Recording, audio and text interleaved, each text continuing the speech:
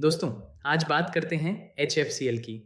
एक ऐसा स्टॉक जो पिछले कई महीनों से बस शांत है, ना बहुत ऊपर ना बहुत नीचे, लेकिन जो लोग ध्यान से देख रहे हैं उन्हें चार्ट पर कुछ इंटरेस्टिंग सिग्नल्स मिल रहे हैं।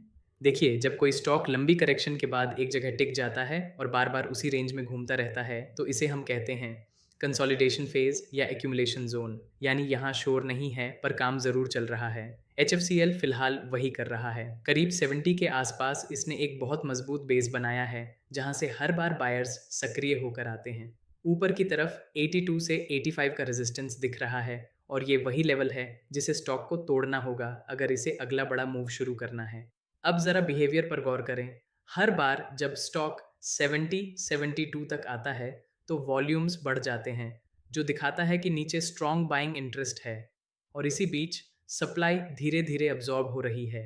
ये टिपिकल बॉटम फॉर्मेशन का साइन है, जहां smart money quietly positions build करती है जबकि बाकी मार्केट अभी भी बेखबर रहती है।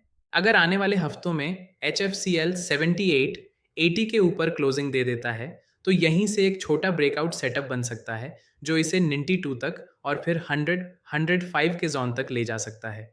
लेकिन याद रखिए, ये जर्नी ओवरनाइट नहीं होती। ये पेशेंस का खेल है। जो इन्वेस्टर्स इस टाइम पर धीरे धीरे एक्यूमुलेट कर रहे हैं, वो दरअसल बेस बिल्डिंग फेज में इन्वेस्ट कर रहे हैं।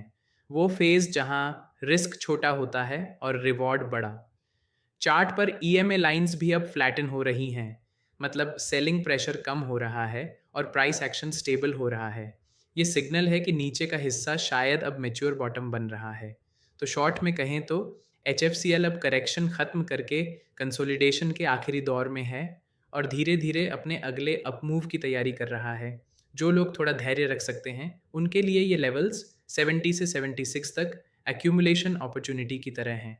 तो हाँ, ये वो फेज़ है जहाँ पैनिक करने की ज़रूरत नहीं, बल्कि कामली ऑब्जर्व करने और धीरे धीरे पोजीशंस बिल्ड करने का समय है।